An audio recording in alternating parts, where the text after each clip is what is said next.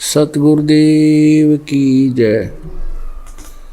सर्वसंगत से प्रार्थना है। सत्संग प्रारंभ हो रहा है। कृपया सत्संग स्थल पर शांतिपूर्वक विराजमान होकर के श्रद्धा से सत्संग सुने। परमेश्वर की प्यारी आत्माओं से पुनः निवेदन है, सत्संग प्रारंभ हो रहा है। कृपया सत्संग स्थल पर शांतिपूर्वक विराजमान होकर के श्रद्धा से सत्संग सुने। सत साहिब।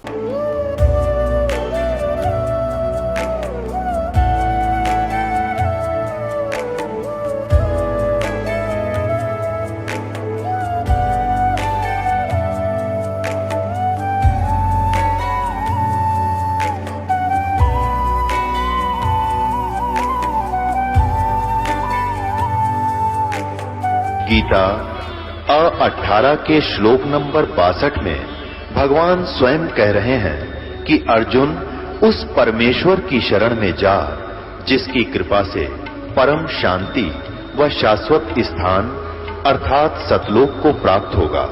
वो परमेश्वर कौन है, कहां है, कैसा है, जानने के लिए कृपया अवश्य सुनिए जगत गुरु तत्वदर्शी संत रामपाल जी महाराज के अमृत वचन। सतगुरुदेव की जय। बंदी छोड़ कबीर परमेश्वर जी की जय। बंदी छोड़ गरीबदास जी महाराज जी की जय। स्वामी रामदेवानंद जी गुरु महाराज जी की जय हो।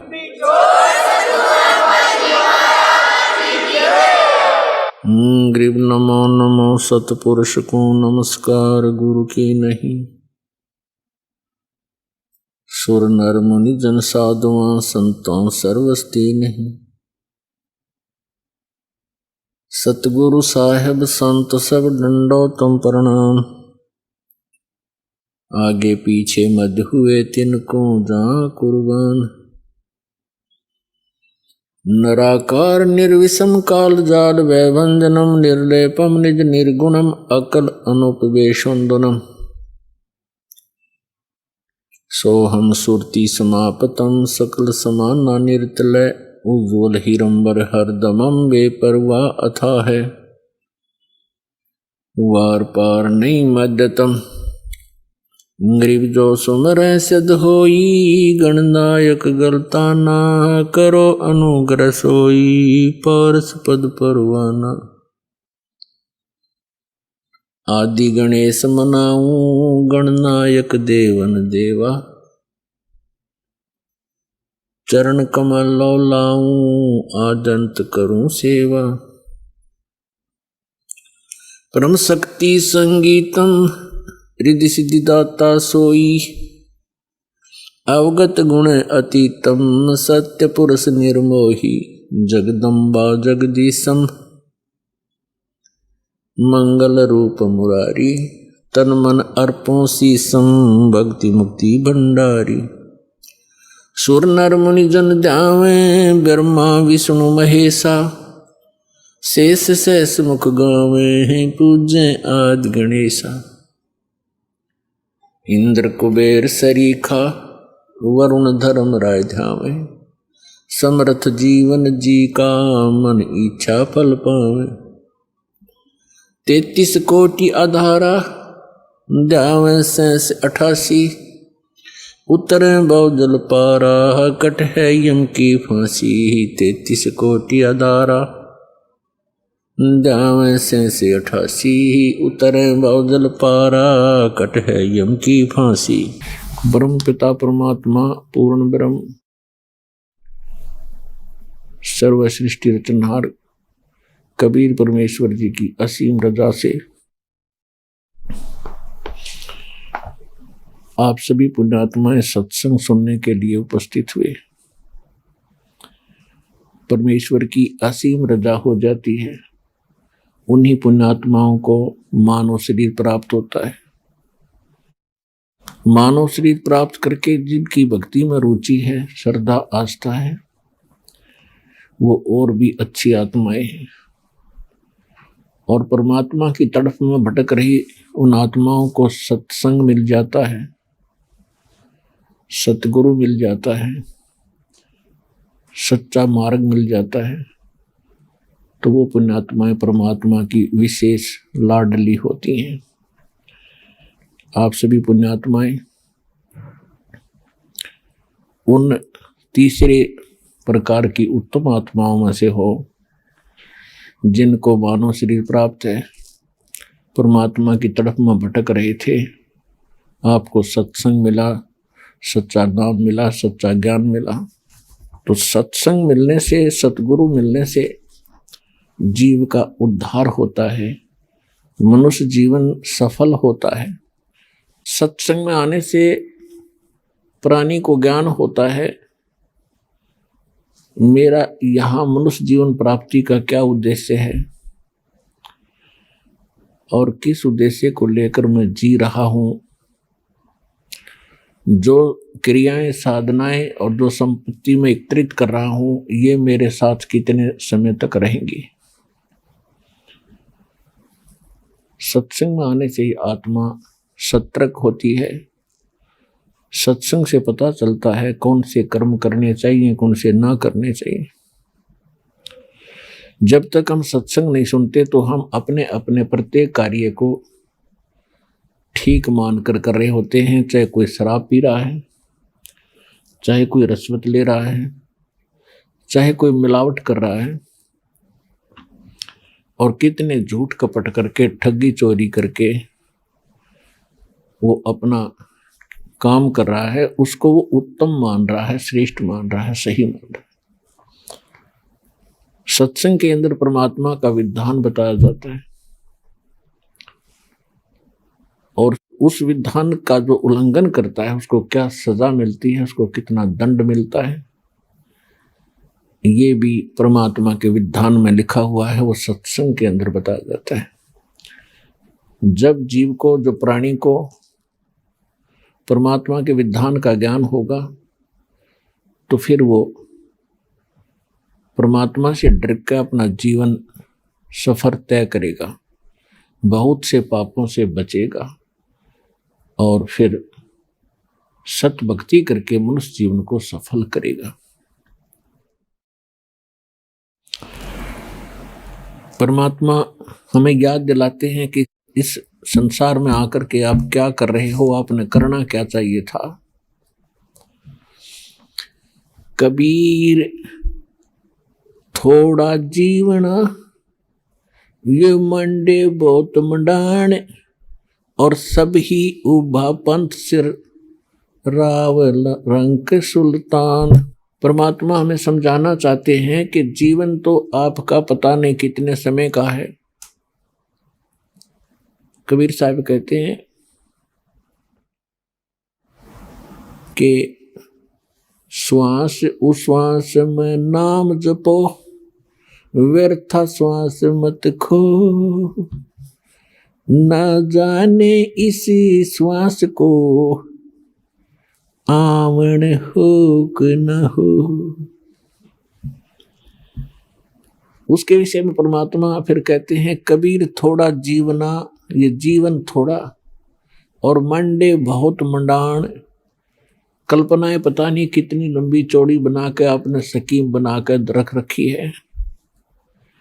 और सब ही उभा पंथ सर राव रंक सुल्तान, सभी यहां से चलने वाले मार्ग पर खड़े हैं, कभी भी आपका नंबर यहां से प्रस्थान करने का आ सकता है।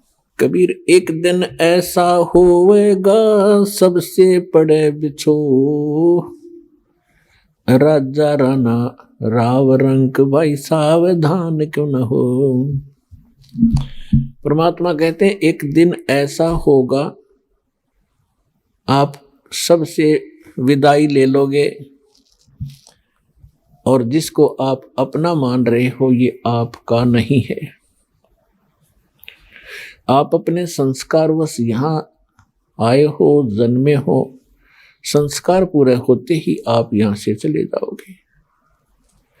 ये ज्ञान आपको सत्संग से होता है, सतगुरु कराते हैं और सतगुरु परमात्मा का विधान बताते हैं।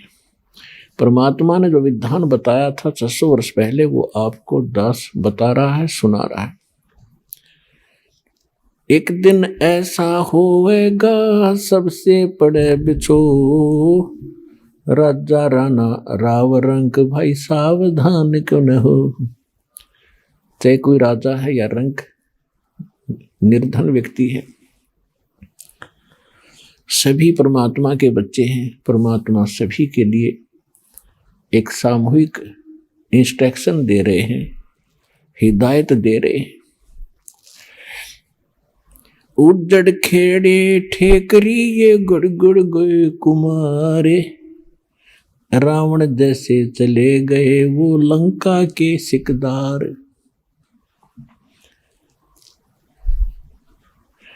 ऊंचा दिखे धौलरा ये मंडी चित्ती पोले, एक हरि के नाम बिना यू काल मारा रोड़े। कबीर देवल ढह पड़ा ये ईट रही संवारे, करचे दारा से प्रीतड़ी बाई डहन दूजी बार। कबीर कहाँ चनाव है मैडिया, ये लंबी भीत उसारे, घर तो 3.5 हाथ बाई गणात 4.25। परमात्मा हमें याद दिलाते हैं कि आप परमात्मा के विधान से अपरिचित और इस नासवान स्थान को स्थायी मानकर अनजानपने में बड़ी बड़ी कोठियां बनाने में अपना अनमोल मनुष्य जीवन नाश कर रहा है। कहते हैं कहाँ चुनाव है मैडिया कोठियां और लंबी भीत उसार, लंबी लंबी दीवार खींच रखी थी। घर तो 3.5 हाथ और घना तो 4.25। इस टाइम पास करने के लिए इस लोक में परमात्मा बताते हैं कि ज्यादा से ज्यादा और कम से कम एक मनुष्य ने एक चारपाई पे और एक कमरे के कोने में सोना होता है,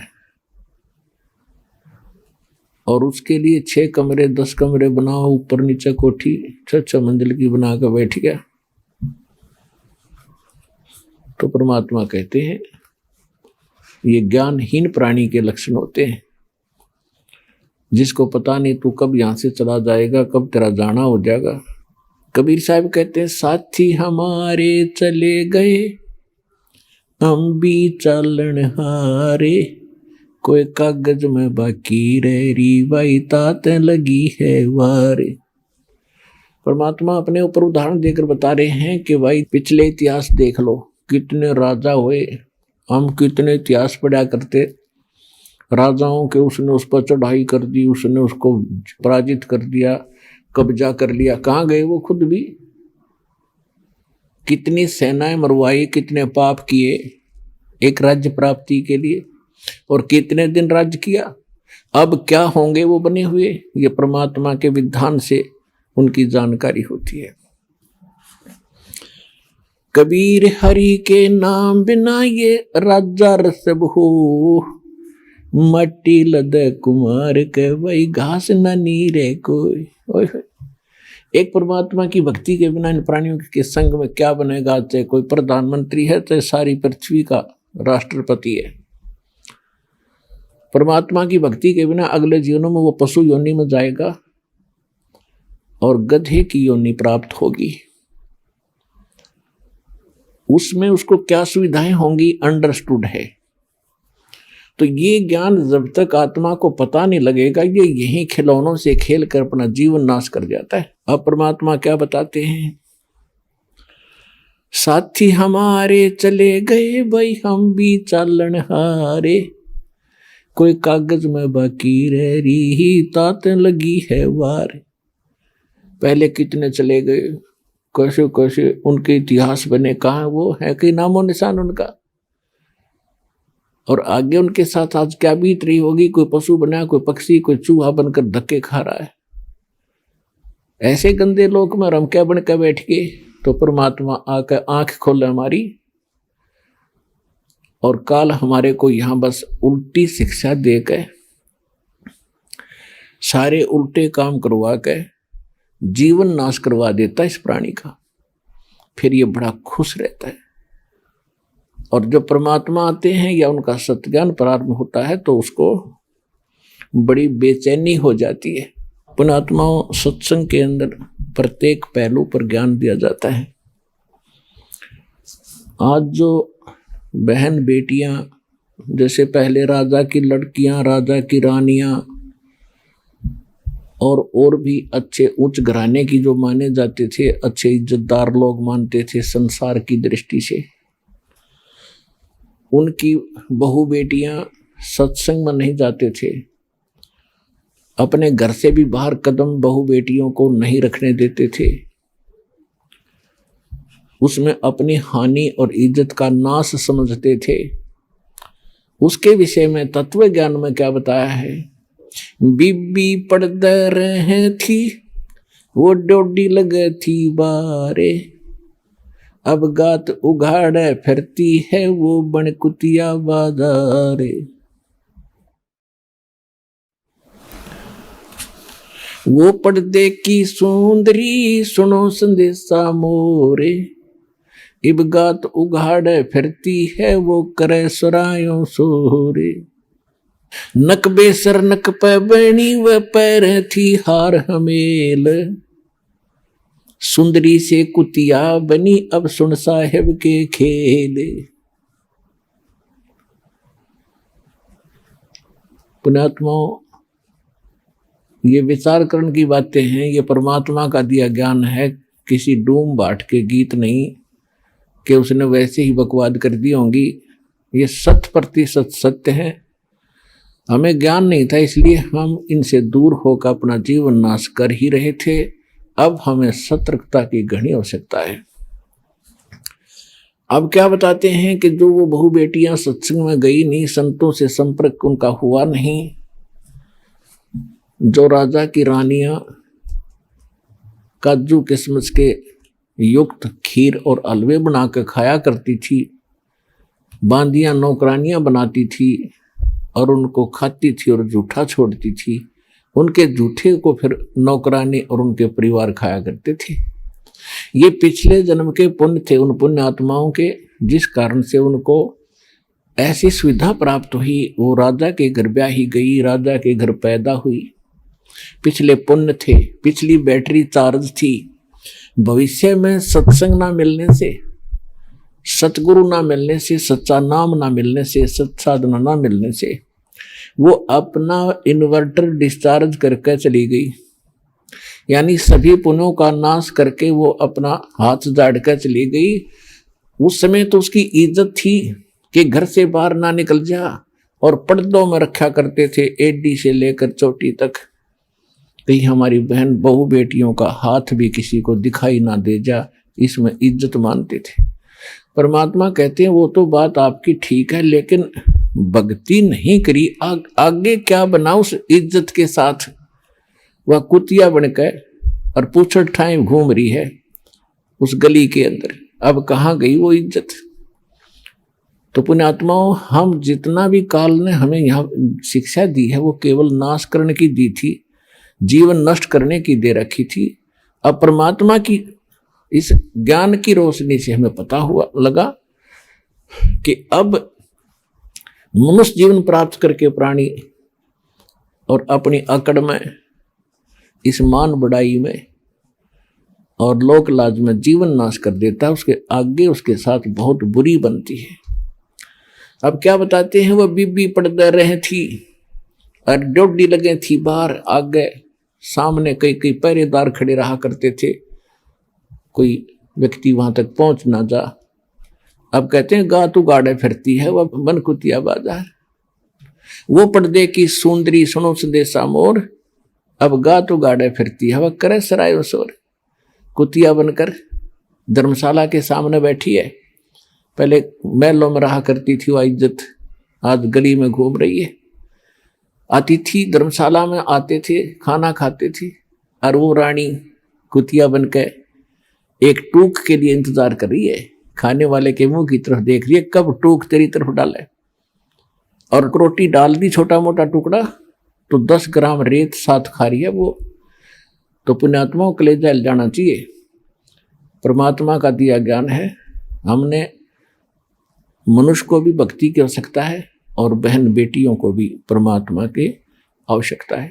और सबको बराबर का शरीर मिला है, एक जैसी मिट्टी है, एक जैसा परमात्मा ने दिमाग और व्यवहार दिया है।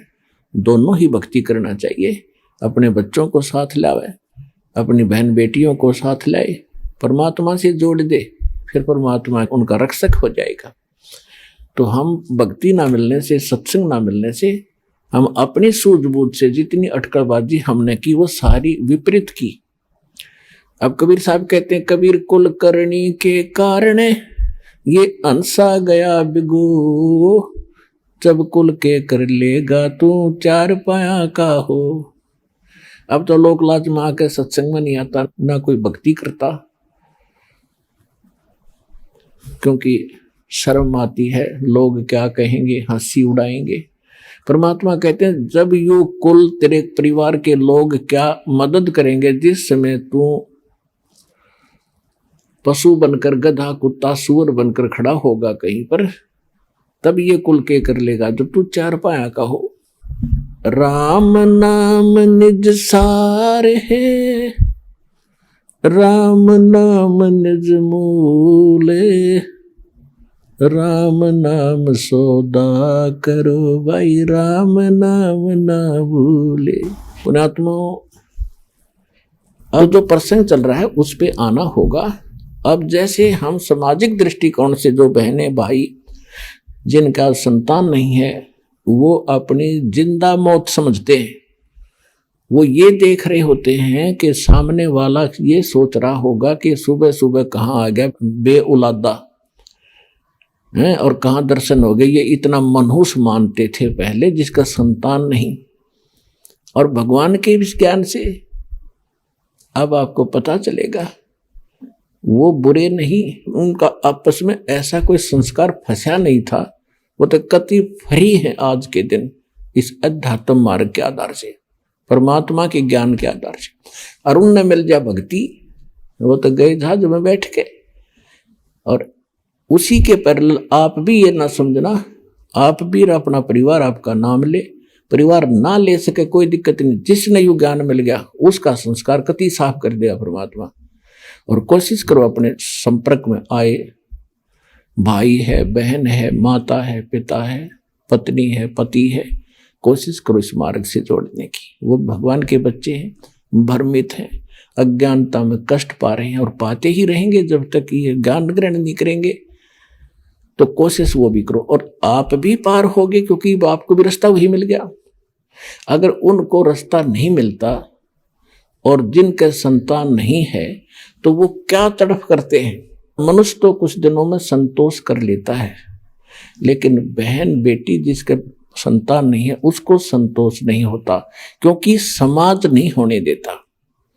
और वो इसी कसक में मर जाती है कि मेरा संतान नहीं हुई। वो किसी बच्चे को गोद लेते हैं, कुछ दिनों के बाद ब्याह होता है, ब्याह होने के बाद पत्नी आती है, तो उसमें मन मुटाव हुए बिना रहे को नहीं।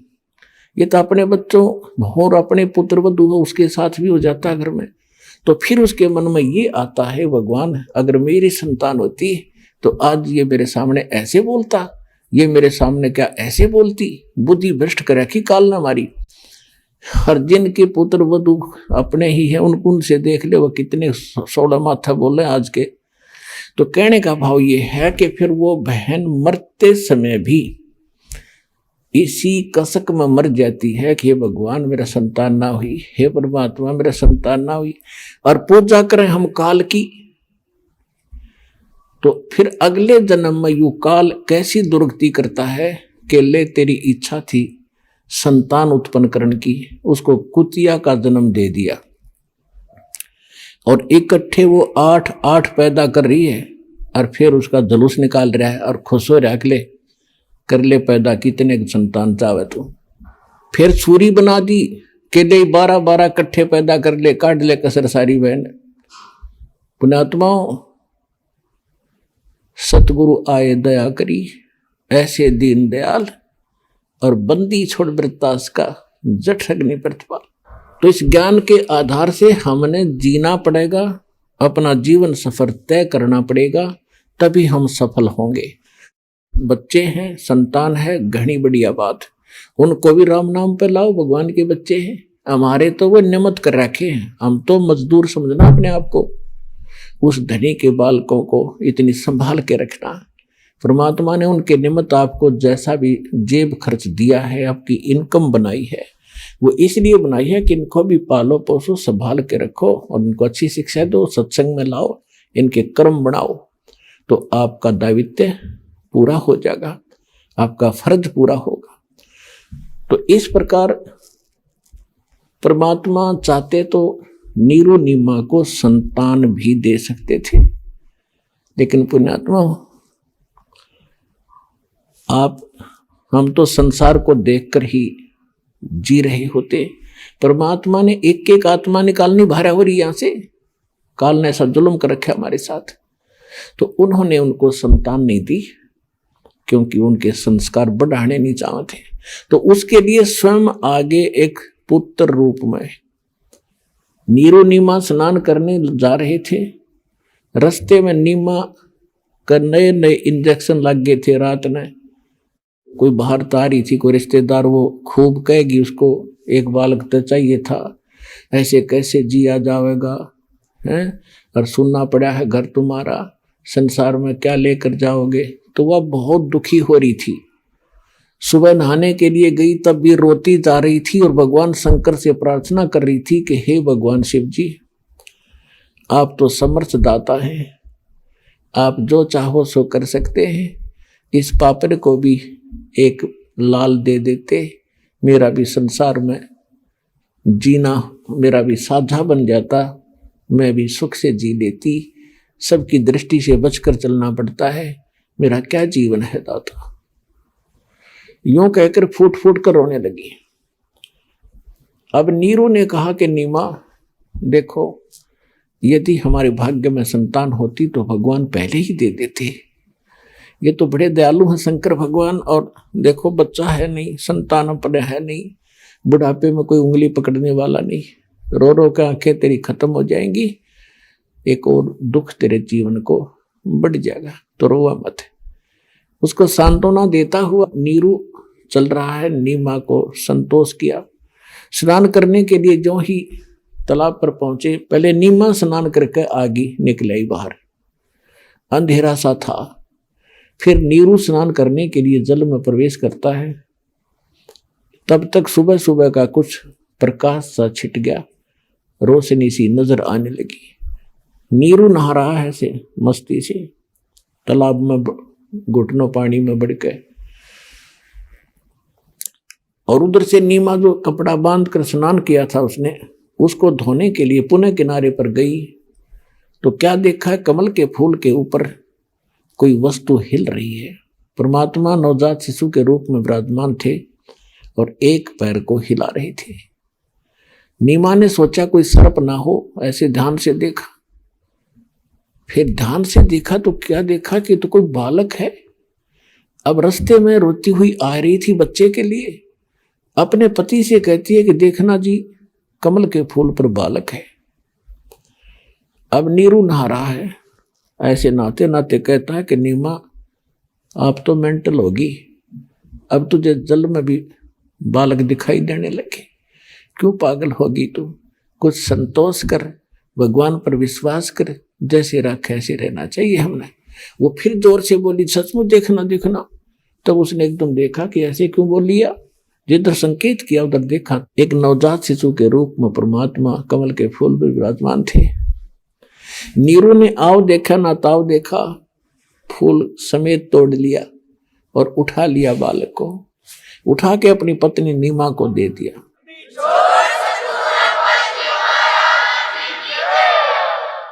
और नीमा उस बालक को लेकर किनारे पर आ गई।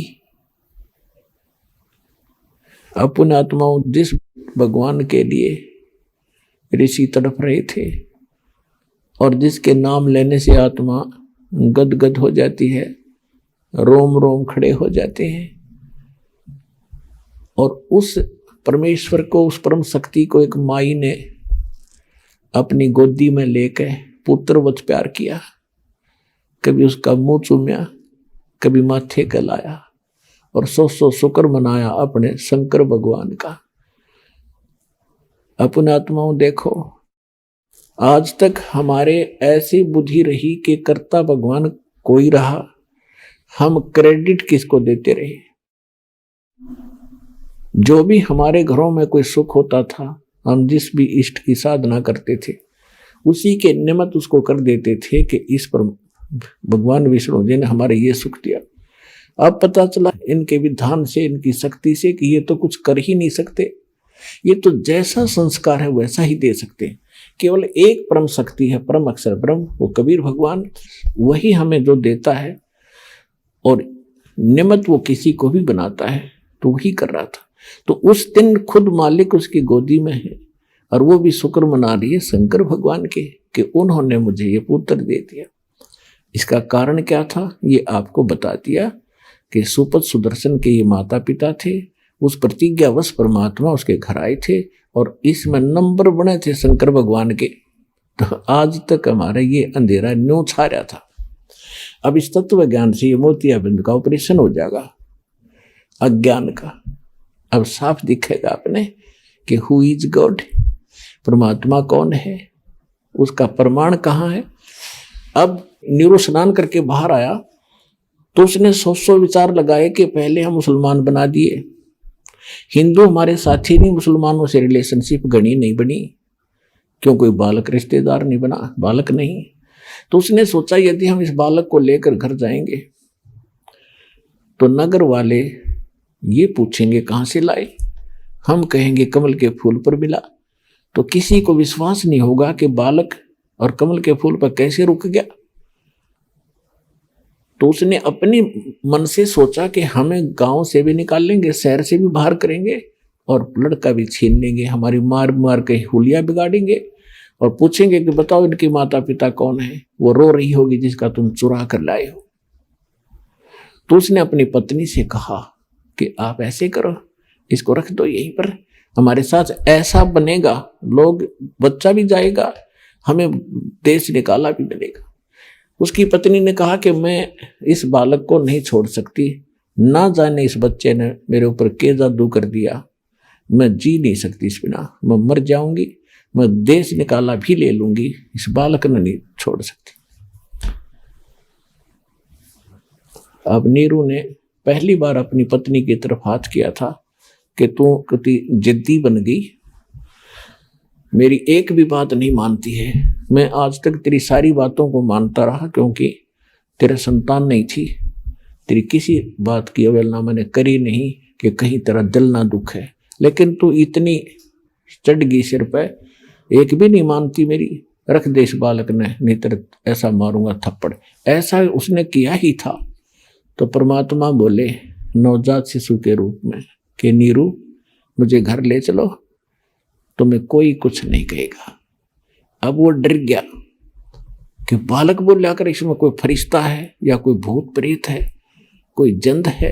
वो चुप करके आगे आगे चल पड़ा। अपने आत्माओं सारा शहर देखने आया, इतना सुंदर बालक, नूर न्यारा भगवान का, कितना ही उन्होंने हल्का नूर कर रखा था लेकिन न्यारा चेहरा दमदमा रहा था दाता का। सारा गांव नगर झुंड के झुंड स्त्री पुरुष गीत गाते हुए आ रहे हैं और उस बालक को देखने के लिए आ रहे हैं। किसी के मन में ये नहीं गया कि कमल के फूल पर मिला कैसे, और वो सच्ची बता रहे थे कि ऐसे हमें मिला। तो कोई भी इस बात पर ध्यान नहीं गया और सभी ये कह रहे थे ऐसा बालक तो कभी देखा ना सुना, ये तो कोई फरिश्ता है, कोई ब्रह्मा विष्णु महेश से कोई एक शक्ति आई है, ये आम बालक नहीं है। कुछ दिन के अंदर ये बात समाप्त हुई, चर्चा का विषय खत्म हुआ। अब 25 दिन के हो गए, परमात्मा ना अन्न खावे ना दूध पीवे और शरीर समस्त ऐसा जैसे बालक किलो दूध रोज पीता हो और ऐसे फल फूल रहे हैं। अब वो माई जो है देख देख कर चिंतित होती है, अपने पति से भी कहती है कि हे भगवान अब क्या बनेगा मेरे साथ, बालक दिया भगवान, हे शंकर भगवान बच्चा भी दिया, अब वापस लोगे इसको, कुछ खा नहीं रहा, ये कभी भी मर सकता है। 25वां दिन आ गया, उस दिन तो उसने रुदन मचा दिया उस माई ने।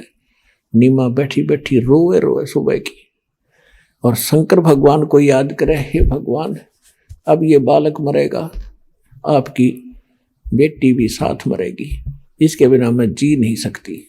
तो ऐसी कसक बनी। उधर से परमात्मा ने प्रेरणा की कि अब बुढ़िया मरेगी। शंकर भगवान को शिव मंडल से प्रेरित किया। उसके एकदम कसक हुई कि मुझे कौन याद कर रहा है। साधु रूप बना के शंकर भगवान वहां प्रकट हो गए। नीमा से पूछा कि आप क्यों रो रही हो माई? आंखों में आंसू थे, जुबान निकल नहीं रही थी, इतना हृदय भर गया था। रोती रोती ने कहा कि महात्मा जी मेरे दुख ना पूछो, आप भी दुखी हो जाओगे, आप जाओ। तब शंकर भगवान ने कहा कि बेटा ऐसे कहते हैं, अपने दुख को किसी को बता दे हल्का हो जाता है, आप बताओ तो सही, और हो सकता है मैं कुछ इसका प्रबंध कर सकूं तो अपना जरूर व्यवस्था करूंगा। तो उस माई ने फिर बताया कि महाराज हम निसंतान हैं, और परमात्मा एक दिन में स्नान करने के लिए लहरतारा तालाब पर गए थे, हम दोनों पति पत्नी। उस दिन मैंने विशेष अर्ज करी थी अपने शंकर भगवान से, रो रो के। उसी दिन उन्होंने मुझे कमल के फूल पर यह बालक दे दिया, और ये लड़का आज 25 दिन का हो गया महाराज, ना खाता है ना पीता है। ये कभी भी प्राण त्याग देगा और साथ में मरूंगी, मैं जी नहीं सकती इस बालक बिना। तब भगवान शंकर ने कहा कि वो बालक तेरा कहाँ है, लाइए। साधु रूप में खड़े थे। नीमा उठा के लाई, तो साधु संत है, कुछ जंतर मंत्र कर भी दे, यू बच्चा कुछ खा ले पी ले।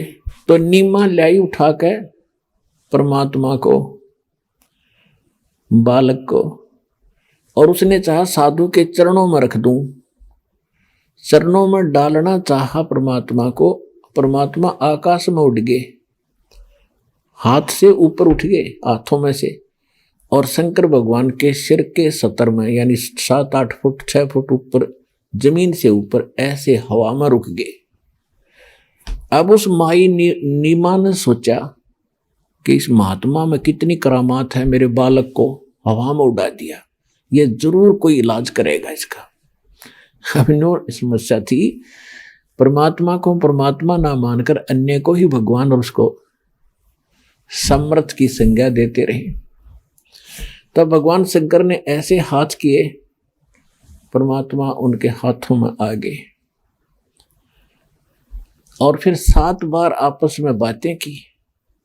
ना शंकर भगवान समझ सके कि पूर्ण परमात्मा रही है। इतना उनको जरूर महसूस हुआ कोई ऋषि है, ये पिछले जन्म का महापुरुष है। तो उन्होंने, परमात्मा ने कहा कि भगवान हे शिव जी, इनसे कहो एक कुंवारी गाय ले आवे, कुंवारी बछिया, गाय की बछिया जिसको बैल ने टच ना करा उसको कुंवारी कहते हैं,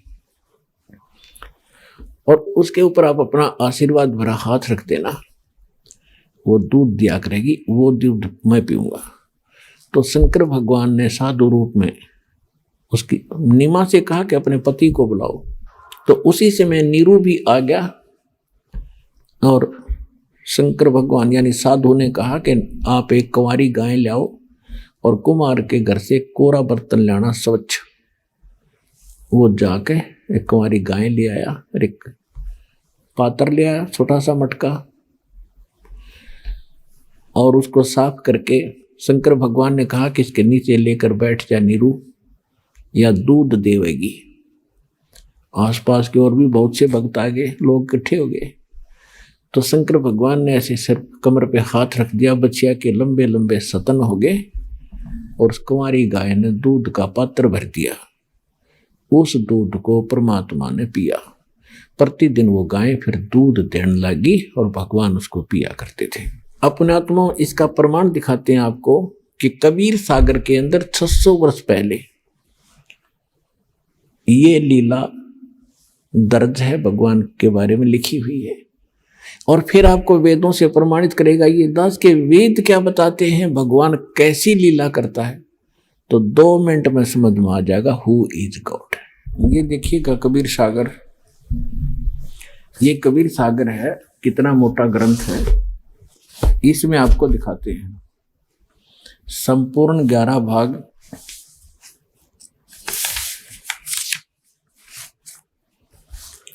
कबीर सागर प्रथम खंड कबीर पंथी भारत पथिक स्वामी युगलानंद बिहारी द्वारा प्रस्कृत। मुद्रक एवं प्रकाशक हैं खेमराज श्री कृष्ण दास, अध्यक्ष वेंकटेश्वर परेश, खेमराज श्री कृष्ण दास मार्ग, मुंबई से। और यहाँ इनका ये दूसरा एड्रेस है। यहाँ पर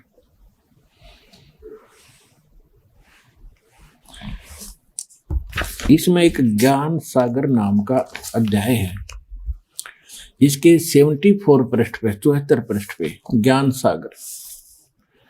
इसमें लिखा है कि सुन जुल्हा मन भया आनंदा, जिमी चकोर पायो निशी चंदा।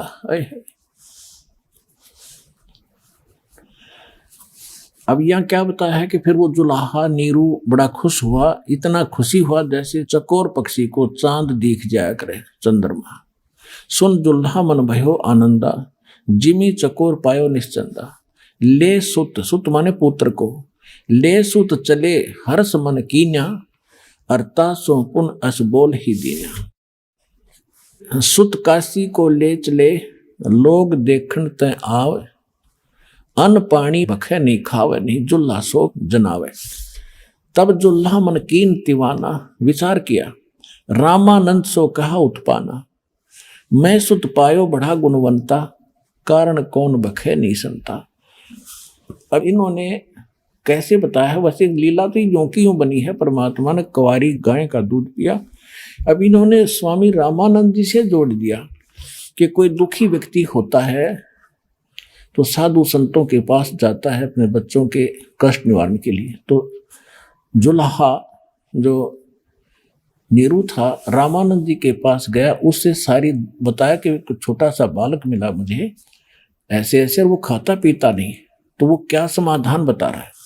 तब जुल्हा मन कीन तिवाना, रामानंद सो कही उत्पाना। मैं सुत पायो बढ़ा गुणवंता, कारण कौन बखे नहीं संता। रामानंद ध्यान तब धारा, जुल्हा सो तब वचन उचारा। पूर्व जन्म ते ब्राह्मण जाति, हरि सेवा की निभली बाती। कुछ तो सेवा हर की चूका, अर्थाते भयो जुल्हा का रूपा। प्रीति प्रभु गए तोर लीनी, ताते उद्धान में तो सुत दीना। अब ये नीरू वचन है, ये नूरी गलत प्रिंट है, नूरी नहीं है, नीरू। ये नीरू है, गलती से नूरी प्रिंट कर दिया इसमें। अब नीरू क्या कहता है, हे प्रभु जस कीन्हो तस पायो, आर्त हो तो दर्शन आयो। सो कहिए उपाय गुसाई, अब बालक अक्षुधावंत कुछ खाई। ये बालक मेरा भूखा है, कुछ खावे, ऐसा कोई उपाय बताइए। रामानंद अस युक्ति विचारा, कि तुम सुत कोई ज्ञानी अवतारा। तेरा पुत्र जो है कोई ब्राह्मण है, कोई विद्वान पुरुष है पूर्व जन्मों का। बचिया जाही बैल नहीं लागा, सो ले ठाड़ करते ही आगा। वो बचिया ले आना जिसको बैल ने टच ना किया हो, और फिर उसके पास खड़ी कर देना। दूध चले ते थनते, दूध ही धरो छिपाई, और अक्षुदावंत जब होवे ताके देखवाई। जुल्हा एक बछिया ले आया, और चलो दूत कोई मरम न पावा। चलो दूत जुल्हा हरसाना, राख छिपाए कहो नहीं जाना। दूध तब पीवत नाम कबीरा, और खिलत संत संगमत धीरा। अब पुणात्मा इसमें थोड़ा सा इन्होंने ये पता नहीं चला कि वो संत कौन आया था जो नीमा को मिला था। इसलिए परमात्मा ने 600 वर्ष पहले कहा था प्रिय भक्त धर्मदास जी से कि धर्मदास जी, जो 12वां पंथ गरीबदास पंथ होगा उसमें मेरी महिमा की वाणी पुनः प्रकट होगी, और वो यथार्थ ज्ञान होगा। तो यहाँ इन कबीर पंथियों ने इतना तो था कि कबीर परमेश्वर ने कुंवारी गायों का दूध पिया था अपने बाल्यकाल में। उनकी परवरिश की लीला कुंवारी गाय से हुई थी, तो उनका न्यूना पता लगा वो कौन ऋषि था, कौन संत महात्मा था जो उनको मिला था, तो उन्होंने वैसे अपने आइडिया से लिख दिया कि रामानंद जी से भी पूछा होगा, उस दौरान तो सभी जगह गए हैं वह, लेकिन उनसे कोई बात बनी नहीं थी, तो स्वयं परमात्मा ने शंकर भगवान को भेजा था कि उनके पूर्व पुजारी थे। अब आपको पहले प्रमाणित करते हैं, गरीबदास जी की वाणी है, परमात्मा ने जो उनको बताया था उन्होंने वापस फिर दोबारा यथार्थ ज्ञान दिया है। इसमें क्या लिखा है, शिव उतरे शिवपुरी से अवगत बदन बिनोदे, मैं के कमल खुशी बहे फिर लिया ईस को गोदे। शिव उतरे शिवपुरी से, शंकर भगवान आए अपने लोक से और वहां भगवान को परमात्मा कबीर जी को गोदी में ले लिया। गरीबदास जी बता रहे हैं, शिव उतरे शिवपुरी से अवगत बदन बिनोदे, मैं के कमल खुशी बहे भाई लिया ईस को गोदे। नजर नजर से मिल गई किया ईस परिणाम, दोनों भगवानों के आपस में दुआ सलाम हुई। और शंकर भगवान ने फिर क्या कहा, धन मोमन धन पूर्णा, ये धन का सीनी काम है, कि धन है सी नगरी जहां पर ऐसे महापुरुष का आगमन हुआ। संत रूप में शंकर भगवान बता रहे, 7 बार चर्चा करी और बोले बालक बैन, शिव को कर मस्तक धर्या ल्यावो मोमन एक धेनु, अनब्यावर को दूहत है दूध दिया तत्काले, कंवारी को अपने आप दूध दिया तत्काल, अनब्यावर को दूहत है दूध दिया तत्काले, पीवे बालक ब्रह्म गति ही तासिव भय दयाल। अब यहां से हम इतना ही लेंगे, ये सिद्ध हो गया कि कबीर परमात्मा ने जब वो बालक रूप में प्रगटे थे, शिशु रूप में कंवारी गायों का दूध पिया था। अब हमारे पवित्र वेद क्या बताते हैं, वेद क्या है, वेद कोई किसी जंतर मंत्र जंत्री की किताब नहीं है, ये कोई तिथिवार बताने वाली नहीं है। इसमें परमात्मा के गुण, परमात्मा कैसी लीला करता है, वो कहाँ रहता है, और उसके पूरी जानकारी है। और जिस महापुरुष की लीला हमारी वेदों से मेल खाती है तो ही इज गॉड, वही परमात्मा है। अब आपको दिखाते हैं, ये देखिएगा ऋग्वेद 9 और 10 मंडल हैं, ये महर्षि दयानंद सरस्वती लिखा है इसमें। ये कहाँ से छपा है ये देखिएगा, सार्वदेशिक आर्य प्रतिनिधि सभा, महर्षि दयानंद भवन, रामलीला मैदान, नई दिल्ली से। ये इनके फोन और फैक्स नंबर हैं और ये यहाँ से छपा है, parents offset printers 1510 Pataudi house, त्रियागन, नई दिल्ली से।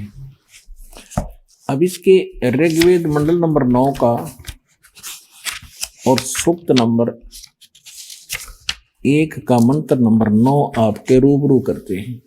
ऋग्वेद मंडल नंबर 9 और ये सूक्त नंबर 1 है, प्रथम से सुक्त से प्रथम सूक्त है। अब इसके हम 9 नंबर पे चलते हैं, ये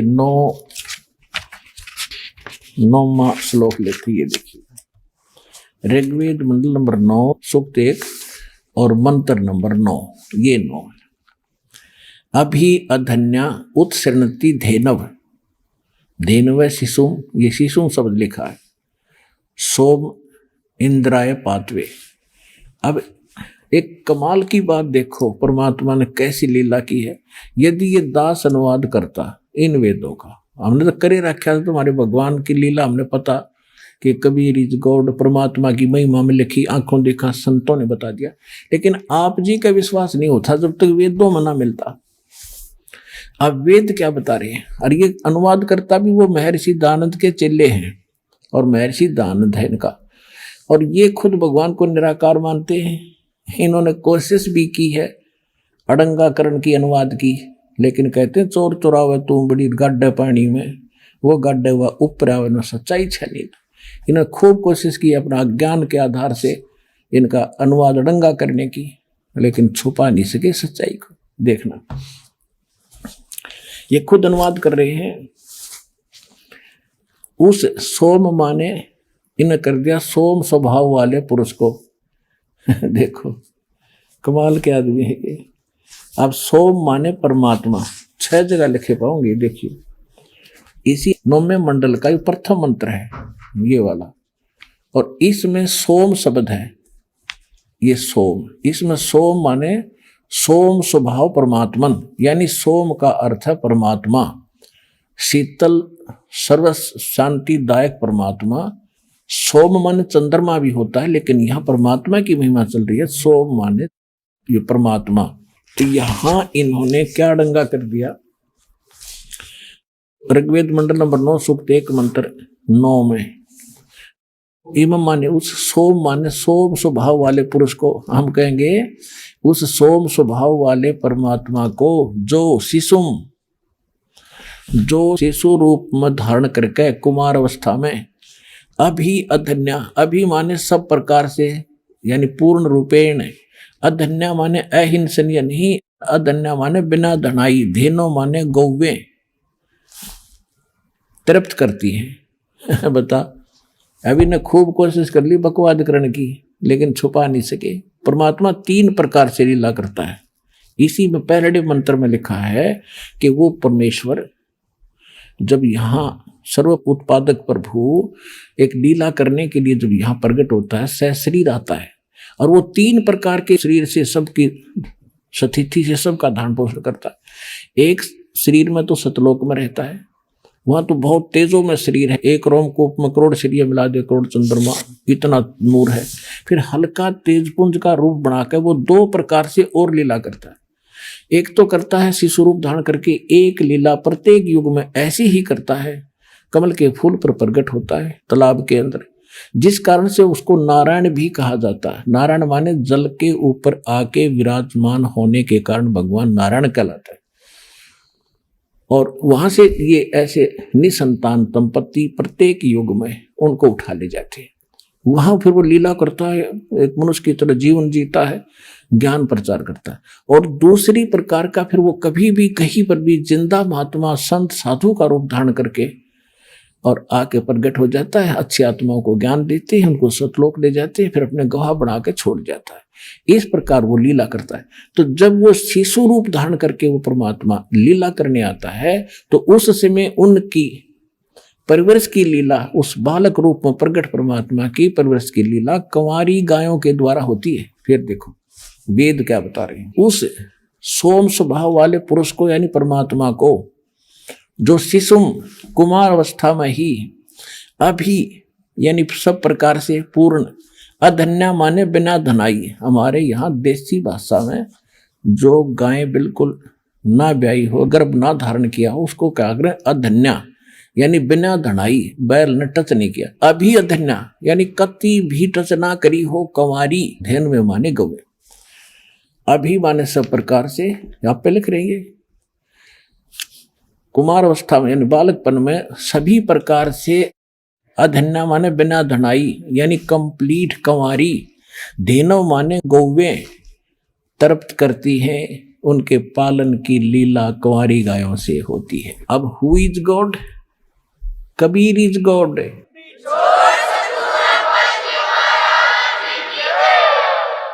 अपने आत्माओं, परमात्मा जब 5 वर्ष के हुए और रामानंद जी के साथ उनकी गोष्ठी हुई, जैसा कि आज दिन में दास बता रहा था, परमेश्वर कबीर साहिब ने गुरु धारण किया, इसलिए गुरु बनाया रामानंद जी को कि वो बहुत बड़े पहुंचे हुए ब्राह्मण माने जाते थे, विद्वान, वेदों, गीता और पुराणों के मर्मज्ञ गाता माने जाते थे। और उनको कख का पता नहीं था वेद और गीता के बारे में, संस्कृत दुर्गोट रखी थी, लेकिन नेक चलन के आदमी थे, निष्काम भाव से यानी वो ज्ञान प्रचार कर और करवा रहे थे। तो परमात्मा ने मर्यादा बनाए रखने के लिए कि गुरु बिन माला फेरते, उनका वचन है, गुरु बिन माला फेरते, गुरु बिन देते दान, गुरु बिन दोनों निष्फल हैं, चाहे पूछो वेद पुराण। अब परमात्मा यदि उस समय गुरु धारण नहीं करते स्वामी रामानंद जी को, तो अब जैसे राधा स्वामी पंथ के प्रवर्तक, जहां से ये पंथ चला है राधा स्वामी, फिर उससे निकला सच्चा सौदा सरसार, ये सारे, उनका जो मुखिया था उसका कोई गुरु नहीं था। तो आज आम व्यक्ति ये कह देता कि कबीर साहब ने कौन सा गुरु बनाया था, क्या जरूरत है गुरु की। और शिवदयाल जी के बारे में आपको दिखाई दिया कि वो तो भूत बने, प्रेत बने, तो खाक मुक्ति हुई उसकी। जब एक हेड ऑफ द डिपार्टमेंट यानी पंथ का प्रवर्तक है भूत बन गया, तो अन्य क्या बनेंगे उस साधना से। इसमें बार बार कहने की आवश्यकता नहीं, बुद्धिमान को संकेत काफी है। अब परमात्मा ने इसलिए गुरु धारण किया कि आने वाले समय में कहीं काल के दूतों का दाव ना लग जाए कि कबीर साहब ने कौन सा गुरु बनाया था। और दूसरा ये था कि रामानंद जी एक ब्राह्मण जाति में थे और इतना अभिमान हो गया था उनको अपने ज्ञान का कि वो किसी की बात सुनने को तैयार नहीं थे। और मालिक को पता था कि जिस जीव का नाश होगा, और ये पिछले जन्मों में मेरी सेवा कर रखी है इसने, सतयुग के अंदर ये विद्याधर ब्राह्मण था और त्रेता के अंदर ये वेद विज ब्राह्मण था, इसने मेरी सेवा कर रखी है, इसको निकालना अनिवार्य है। जिस कारण से परमात्मा ने एक लीला की। जब वो 5 वर्ष के हो गए, एक 2.5 वर्ष के बालक का रूप धारण किया और स्वामी रामानंद जी प्रतिदिन स्नान करने के लिए जाया करते थे पंचगंगा घाट, जहां पर ये ब्राह्मण लोग विशेषकर स्नान कराया करते थे। तो वहां ऋषि रामानंद जी 104 वर्ष के वृद्ध सुबह सुबह प्रतिदिन मुंह अंधेरा जाया करते थे ब्रह्म मुहूर्त में। गर्मियों का मौसम था। परमात्मा ने 2.5 वर्ष के बालक का रूप धारण किया और पौड़ियों पर लेट गए। अब रामानंद जी अंधेरे में जा रहे थे, गले में उनके कंठी थी, क्योंकि वैष्णव परंपरा के अंदर एक तुलसी के मनिये की एक कंठी होती है, उसको कंठी बोलते हैं। एक ही मनिया होता है पूरे धागे में, उसको कंठी माला बोलते हैं। और वो वैष्णव परंपरा से दीक्षित की एक पहचान होती है। तो रामानंद जी नीचे उतर रहे थे अंधेरे में, कबीर परमात्मा के सिर में खड़ाऊ लगी तो बालक, लीला की बालक वाली, रोने लग गए। रामानंद जी ने सोचा कोई बालक का चोट लगी। साधु संत दयालु होते, एकदम झुकते ही उनकी गले की जो कंठी थी अंधेरे में निकल के परमात्मा के गले में गल गई, कबीर साहब के। और सिर पे हाथ रख के कहा, बेटा रो मत, राम राम बोल बेटा, राम राम बोल। परमात्मा चुप हो गए और स्वामी जी अपना स्नान करने लग गए और कहा, बेटा तू बैठ जा, किसी का बालक रास्ता भूल के आ गया, तुझे सुबह तुम्हारे घर भिजवा दूंगा, यहां बैठ जा। वो स्नान करने लगे, परमात्मा अंतर ध्यान हुए, अपनी कुटिया में आ गए। स्वामी जी ने देखा बच्चा कहाँ गया, उसने सोचा चला गया होगा, अब कहाँ खोजूं उसको। बात आई गई हुई। कुछ दिनों के बाद स्वामी रामानंद जी का एक शिष्य विवेकानंद कोई सत्संग कर रहा था, श्री विष्णु जी की कथा सुना रहा था, सैकड़ों श्रोता बैठे थे, परमात्मा भी जा बैठे वहां पर। उस दिन परमात्मा ने, जैसे वैष्णव परंपरा से दीक्षित व्यक्ति होते हैं, ऐसे एक लंबा सा तो तिलक लगाते, नाक पर कड़ पूरा, और एक कंठी माला पहन लेते हैं। तो वहां जाकर बैठ गए। वो सुना रहा था प्रवचन के, ब्रह्मा जी की तो आयु है, विष्णु और शंकर अजरो अमर है, ऐसे ऐसे। तो परमात्मा ने प्रसन्न खड़ा होकर कहा कि स्वामी जी मेरा एक शंका है, समाधान कीजिए। विवेकानंद जी ने कहा कि बच्चा बोलो क्या शंका है। आप कहते हो कि ब्रह्मा विष्णु महेश अजरो अमर हैं, क्या इनके माता पिता भी हैं? कौन ब्रह्मा का पिता है, कौन विष्णु की माँ, शंकर का दादा कौन है, पंडित जी दे बता। अब यहाँ के सारे फेल हैं, कहता जरो अमर है, सविनाशी हैं, इनके कोई माता पिता नहीं है, तरह से लीला करते हैं।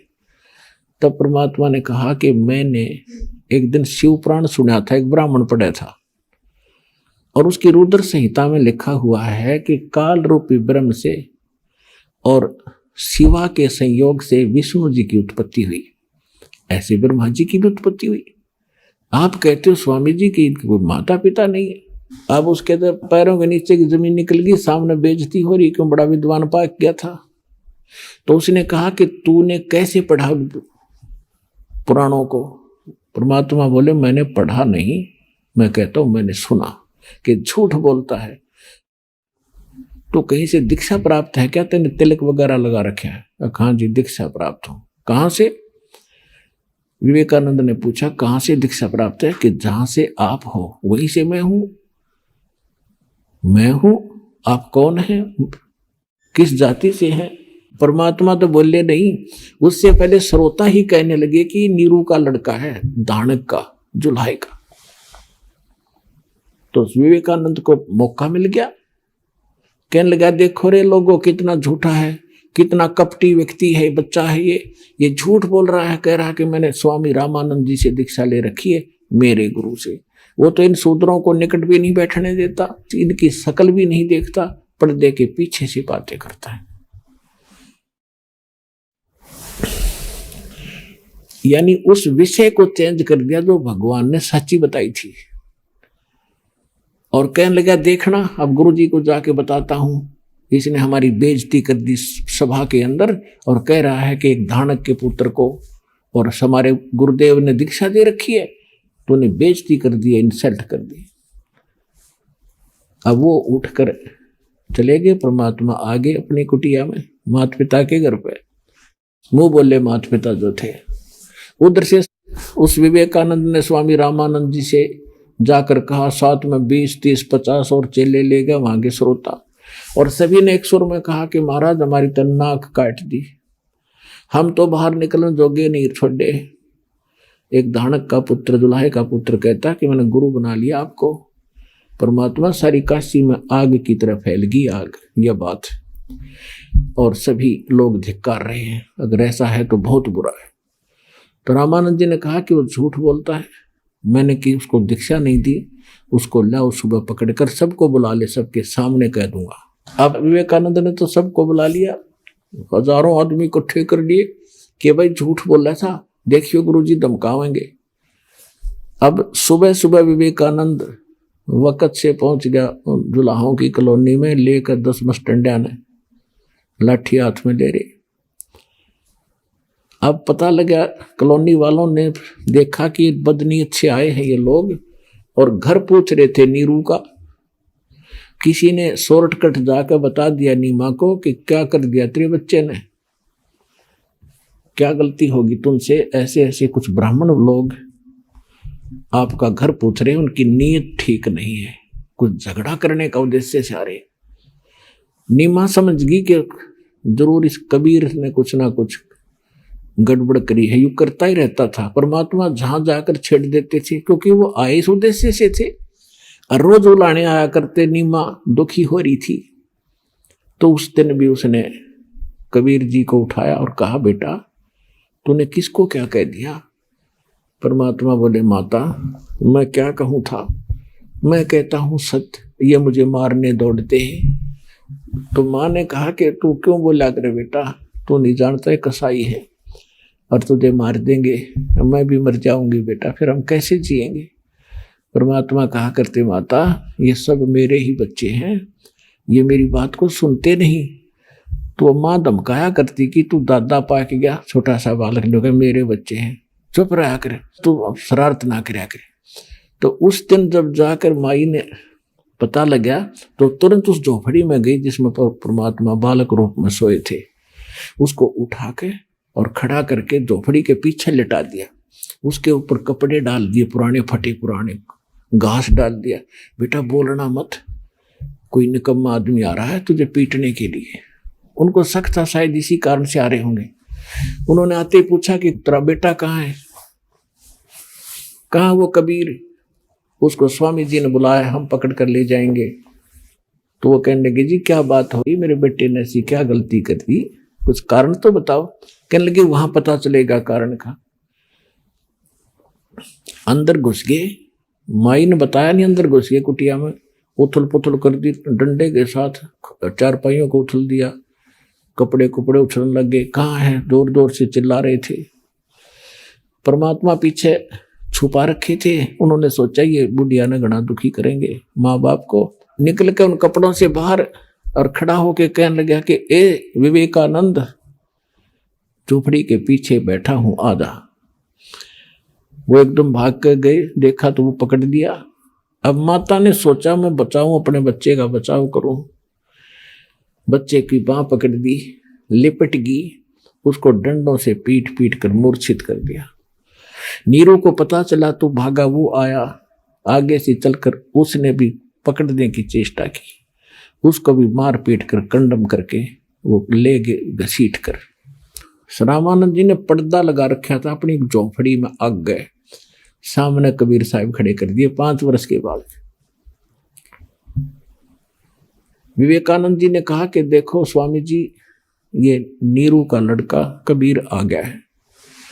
अंदर से ही झोपड़ी के अंदर से पर्दा लगा रखा है, परमात्मा बाहर खड़े और वहां प्रसन्न उत्तर करते हैं। अब गरीबदास जी ने कितना अच्छा चित्रार्थ किया है वो सुनाते। आडा पर्दा लाए कर रामानंद भोजनते, दास गरीब कुलंग छवि वो अदर डाक को दंते।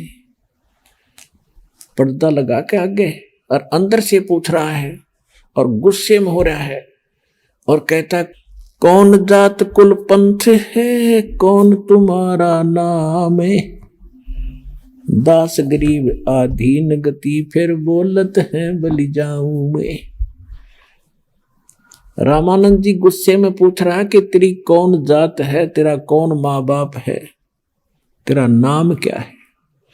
तो परमात्मा बाहर से बालक रूप में क्या बोल रहे हैं, जात हमारी जगत गुरु और परमेश्वर है पंथ, दास गरीब लिखत पढ़ मेरा नाम निरंजन कंठ। परमात्मा ने कहा कि मेरी जात पूछते हो स्वामी जी, तो मैं जगत गुरु हूं, सबको ज्ञान देने के लिए आया हूं। और मैं किस पंथ से संबंधित हूं, मैं परमेश्वर पंथ है मेरा। एक ईश, एक ईश्वर, एक परमेश्वर। गीता अध्याय नंबर 15 के श्लोक नंबर 16 और 17 में 3 पुरुष हैं, 3 ईश हैं, 3 पुरुष हैं। सरपुरुष इसको ईश समझो, 21 ब्रह्मांड का स्वामी ये ब्रह्म है। और अक्षर पुरुष ये 7 संग ब्रह्मांड का स्वामी है, इसको ईश्वर समझो, उस ईश से श्रेष्ठ। और चौथा जो परम अक्षर ब्रह्म है वो परमेश्वर है, ईश्वर से भी श्रेष्ठ परमेश्वर। तो कहते हैं मेरा जो मार्ग है उस परमेश्वर वाला है। जात हमारी जगत गुरु और परमेश्वर है पंथ, दास गरीब लिखत पढ़ मेरा नाम निरंजन कंठ। और वेदों में जो लिखा है ना भगवान ने, वो मैं ही हूं। अब इस बात का दुख हो गया रामानंद जी को कि छोटी सी जाति में उत्पन्न लड़का और कैसी बकवास कर रहा है। रे बालक सुन दुर्बुद्धि, घटमट तन आकारे, दास गरीब दर्द लगा जब हो बोले सिरजनहारे। परमात्मा ने अपने आप को परमात्मा कह दिया तो रामानंद जी का घना दुख हो गया। कहने लगा रे बालक सुन दुर्बुद्धि, ए बुद्धि भ्रष्ट बालक। और रामानंद जी भगवान को कैसा मानते थे, जैसे आपका और हमारी बुद्धि का सतर था ऐसा ही इन विद्वानों का सतर था। विष्णु जी के पुजारी हैं, मूर्ति दे रखी है और भगवान को निराकार माना करते थे। तो यहाँ इसी दृष्टिकोण से स्वामी रामानंद जी कह रहे हैं रे बालक सुन दुर्बुद्धि, घटमट तन आकार। तो दिखाई देता तेरा शरीर है, और दास गरीब दर्द लगा जब हो बोले सिरजनहार। कि तेरा शरीर है और तू अपने आप को भगवान कहता है। तुम मोमन के पालवा तेरा दुल्हे के घर बासे, दास गरीब अज्ञान गति एता दृढ़ विश्वास। अब रामानंद जी क्या कह रहे हैं कि तुम मोमिन माने मुसलमान के घर तो टुकड़ों पर पलने वाला, और एक धानक के घर तेरा जन्म, और अपने आप को तू भगवान बताता है। मान बढ़ाई छोड़े कर बोलो बालक बहने, दास गरीब अदम मुखी एता तुम गठ फैने। तरक तलु से बोलते रामानंद सुरज्ञाने, दास गरीब कुजात है ये आखिर नीच निदान। रामानंद जी कितनी ओछी गालियों पर उतराया कि ये कुजात है। कुजात माने इसकी जात का नहीं पता, ये पढ़ा मिला था कहीं पर, और ये बोल ऐसी ऊंची ऊंची बात कर रहा है।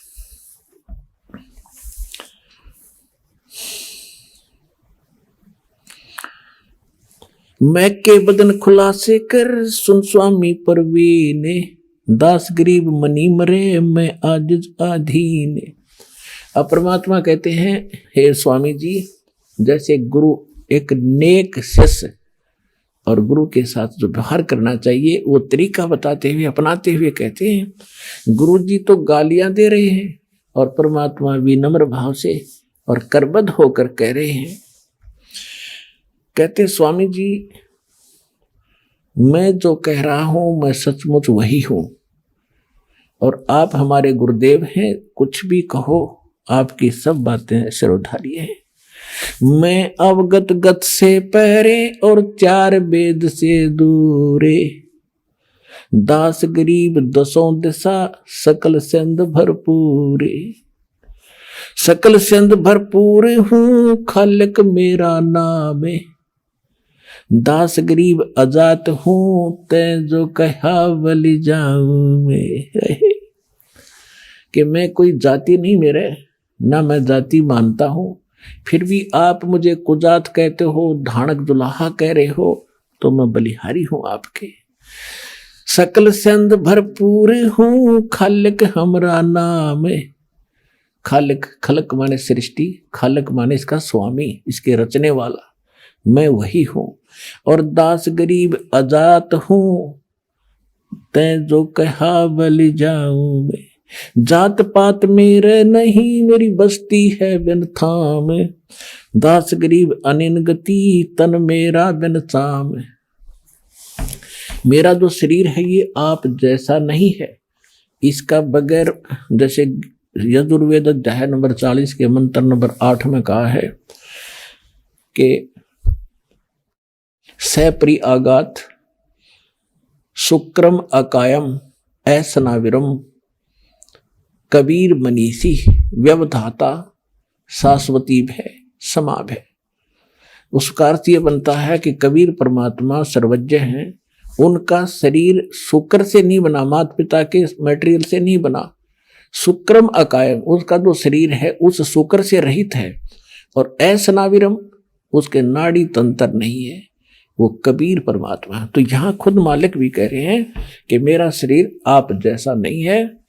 ए स्वामी सृष्टा में और सृष्टि हमारे तीरे, दास गरीब अधर बसु में अवगत सत कबीर। मैं ऊपर रहता हूं सतलोक में, और इस सारी सृष्टि का रचने वाला मैं ही हूं।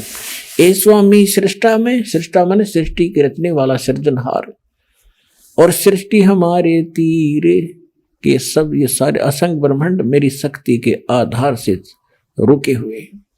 और दास गरीब अधर बसू, अधर माने ऊपर रहता हूं, अवगत सत कबीर।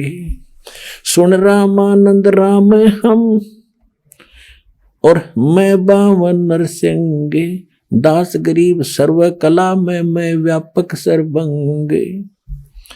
कि ये जो सुन रामानंद राम हम यानी पूर्ण परमात्मा मैं हूं, नरसिंह, और ये 52 रूप मैंने ही बनाए थे। श्री विष्णु को तो एक निमित्त बनाया था। मैं रोवत हूं सृष्टि को, ये सृष्टि रोवे मोहे, दास गरीब इस वियोग को समझ न सकता कोई, गोता मारूं स्वर्ग में और जा बैठूं पाताले, गरीबदास ढूंढता फिरूं अपने हीरे मोती लाले।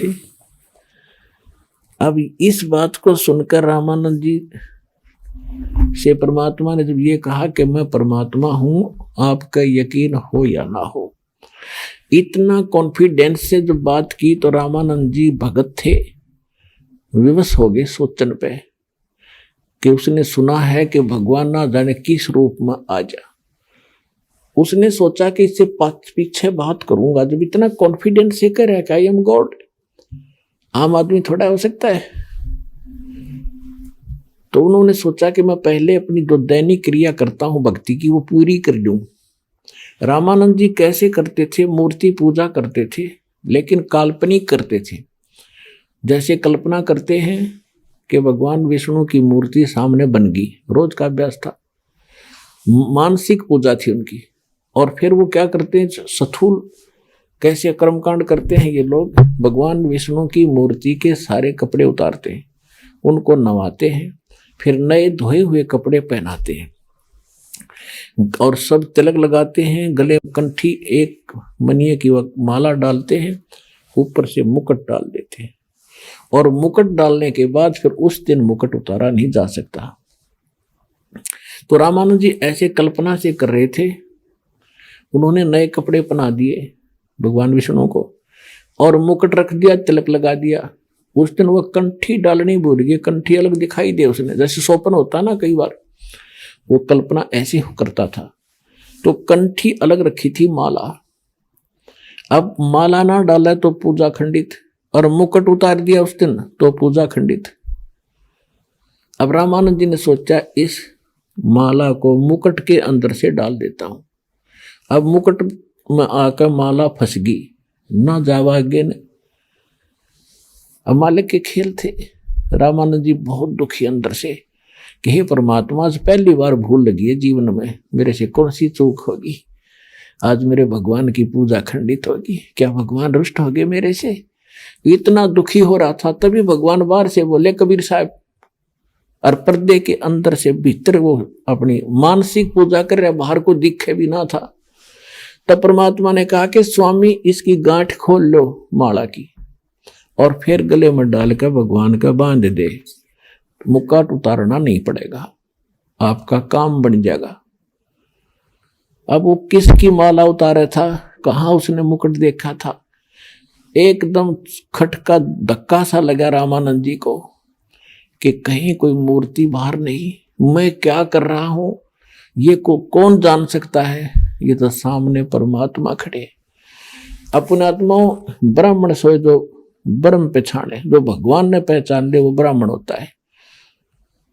अब एक तरफ तो सारा समाज ब्राह्मण खड़ा और इज्जत का नाश हुआ कि एक जुल्हे के बालक के सीने से लगावे, उसकी तो साख मिट्टी में मिल जानी थी, सारा उसका तो प्रोग्राम खत्म हो जाना था और कोई चेला नहीं रहना था ब्राह्मण उसका, और दुनिया में वो निंदा का पात्र बनना था। एक तरफ तो उसने समाज दिखा था, एक तरफ उसने भगवान दिखाई देता। तो इसको पंडित कहते हैं। डोडी पर्दा दूर बगा और एकदम बाहर आके सबके सामने नो बैठी थी जनता और उस धानक के लड़के को सीने से लगा लिया।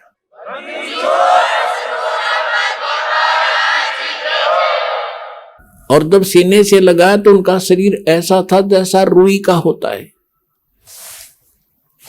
तब मन की पूजा तुम लखी, गरीबदास जी की वाणी में परमात्मा की महिमा लिखी है।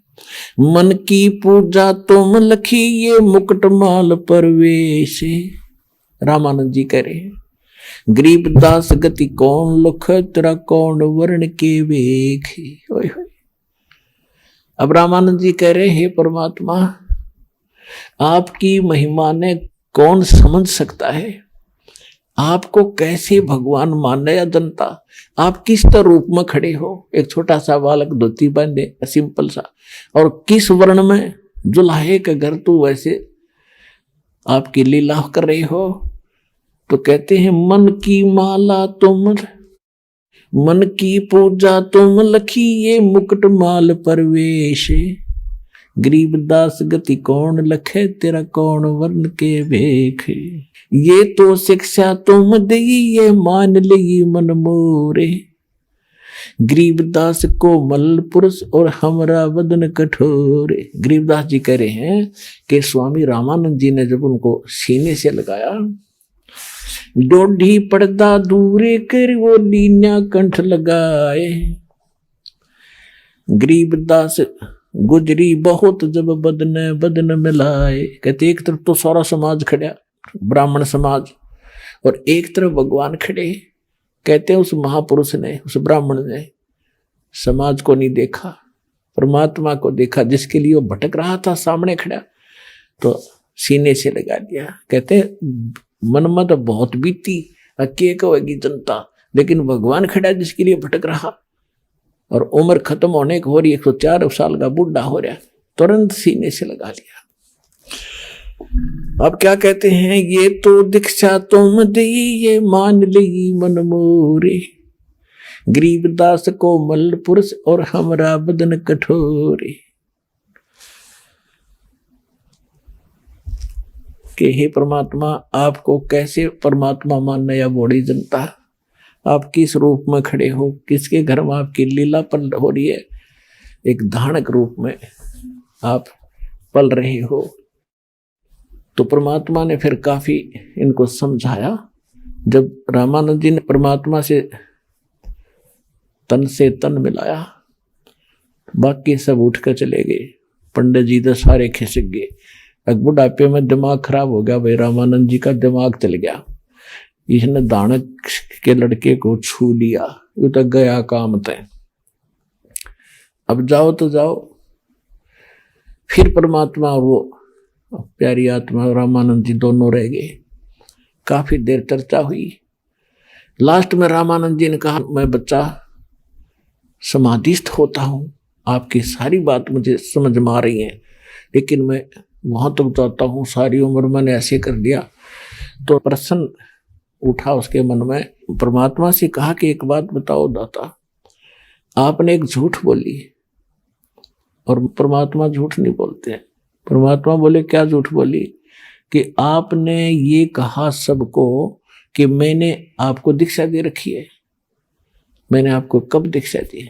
पर परमात्मा ने कहा कि याद करो, एक दिन आप स्नान करने गए थे, मैं वहां घाट पर लेटा हुआ था, मुझे निद्रा आ गई थी और आपकी खड़ाऊ मेरे सिर में लगी थी, और आपने कहा था बेटा राम राम बोलो, आपने दीक्षा दे दी, मैं आ गया, आप मेरे गुरु, मैं आपका चेला। तो उसके ध्यान में आई कि वो बच्चा तो छोटा था, आप तो 5 वर्ष के, 2.5 वर्ष के बालक का और 5 वर्ष के बालक का डबल डिफरेंस हो जाता है हाइट में, यानी कद में। तो उन्होंने कहा कि वो तो छोटा बालक था, आप तो बहुत बड़े हो। परमात्मा ने उसी समय सेकंड दूसरा रूप बना 2.5 साल के बच्चे का, और एक सेवक की खाट थी, झोंपड़ी तबार है, उसके ऊपर लेट गए, एक सामने खड़े। परमात्मा ने कहा कि देखो स्वामी जी, ऐसा था मैं, देखो सामने। अब रामानंद जी ने 6 बार तो इधर देखा, और 6 बार वो 5 साल के बालक के रूप में देखा। आखिर में आंखें मसलने लग गया। इतने में वो 2.5 साल का बालक उठ गए, और उस 5 साल के बच्चे में जो कह तो समा गया। तब रामानंद जी का जचा कि वो भगवान है बालक को जा।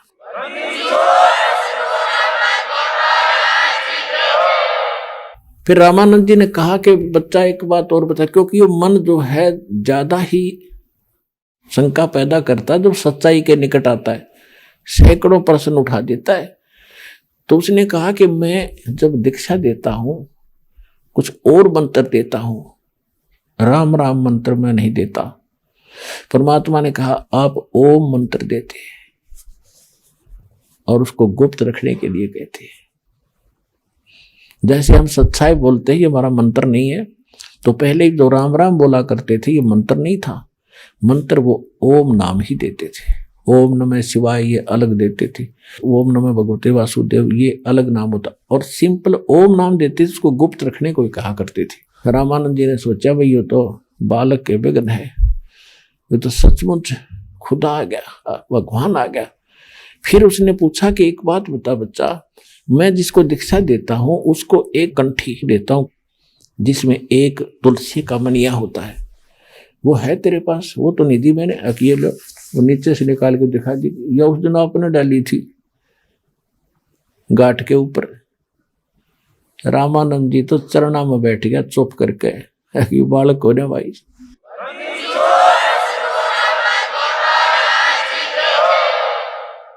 फिर परमात्मा ने कहा था अग्रम अग्रम छोड़ दो, सुनो हमारी बात। कि स्वामी जी अग्रम अग्रम नहीं चलेगी, कल्याण करवाओ, तुम्हारे लिए आया हूं मैं। फिर उसने एक आंट और अड़ा दी कि मैं समाधिस्थ होता हूं। परमात्मा बोले चल वो क्रिया भी कर। समाधिस्थ होकर कहाँ पहुंचा? आगे जाके ब्रह्मचारी थे बचपन से ही, 104 साल के हो गए थे, 5 वर्ष के भगवान बैठे थे सामने बालक रूप में। योग युक्त प्राणायाम कर जीता सकल शरीर, और त्रिवेणी के घाट पर वहां अटक रहे बलबीर। समाधिस्थ होकर अंदर जाते थे, आगे जाके त्रिकुटी पर 3 रास्ते हो जाते हैं, त्रिवेणी शुरू होती है।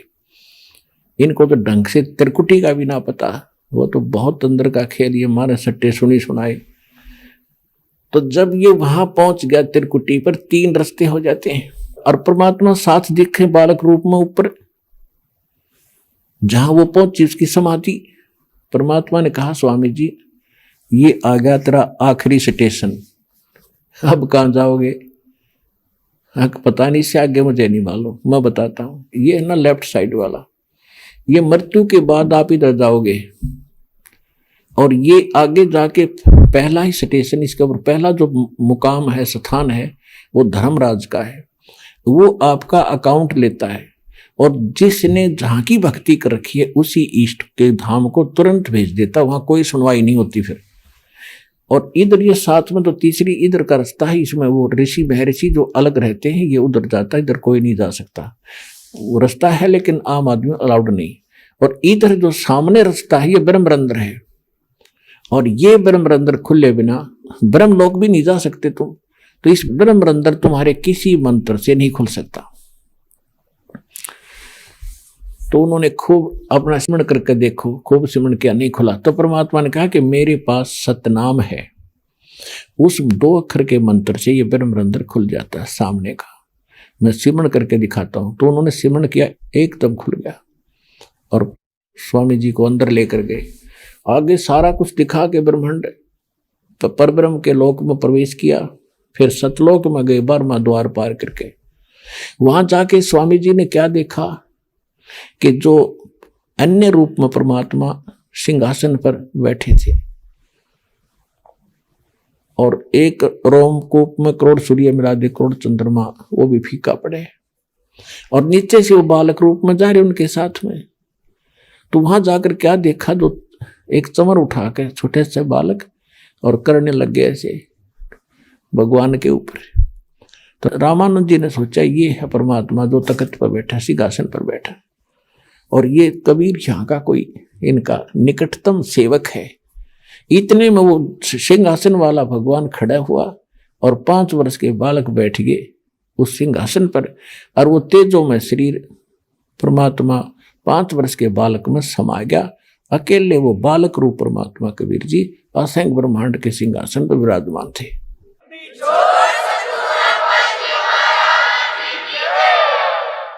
अब रामानंद जी सोच ही रहे थे ये क्या कमाल कर दिया। फिर उनकी चेतना होगी कि सचमुच ही तो परमात्मा है।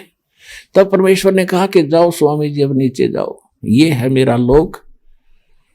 ए स्वामी सृष्टा में सृष्टि हमारे तीरे, दास गरीब अधर बसू अवगत सत कबीर। तो रामानंद जी कहने लगे भगवान हमारी तो बुद्धि पर पत्थर पड़ गया था।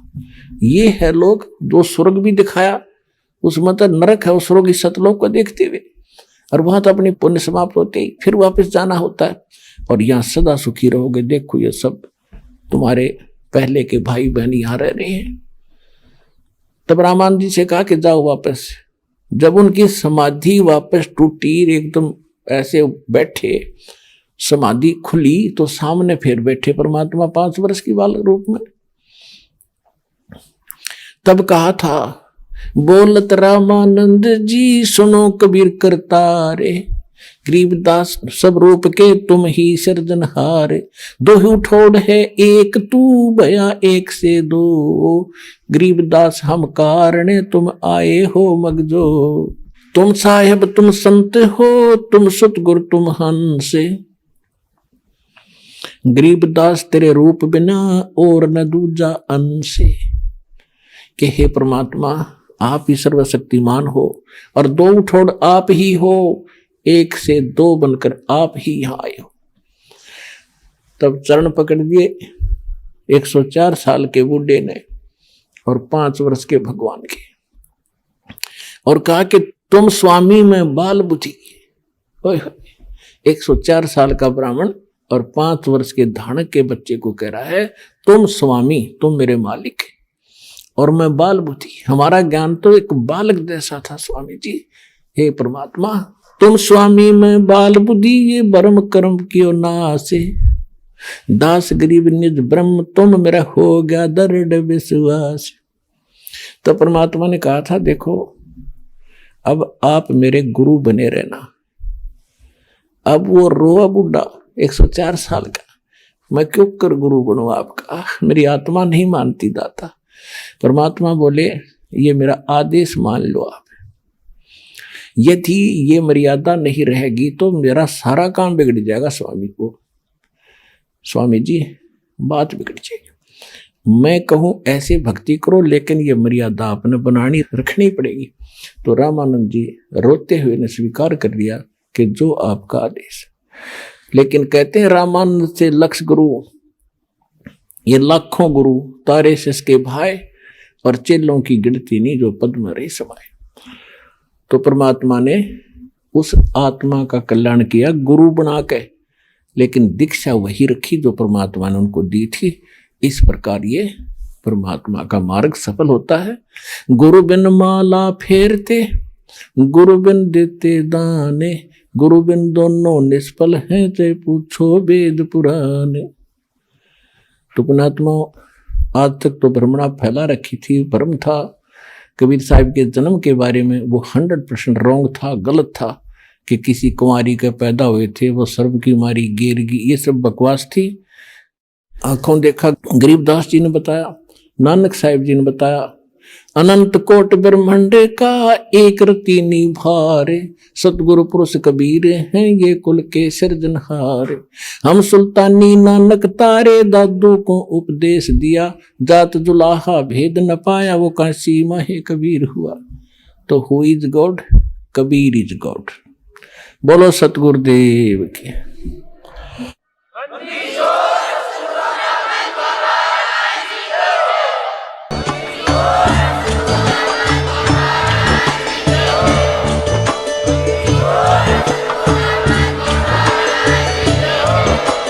आप सुन रहे थे जगत गुरु तत्वदर्शी संत रामपाल जी महाराज जी के मंगल प्रवचन। अधिक जानकारी के लिए विजिट कीजिए हमारी वेबसाइट www.jagatgururampalji.org। संत रामपाल जी महाराज जी के शुभ आशीर्वाद से पूरे विश्व भर में 500 से भी ज्यादा नाम दीक्षा केंद्र हैं, जिन पर संत रामपाल जी महाराज जी द्वारा ऑनलाइन निःशुल्क नाम दीक्षा दी जा रही है। अपने नजदीकी नाम दीक्षा केंद्र का पता करने के लिए संपर्क करें 8222880541।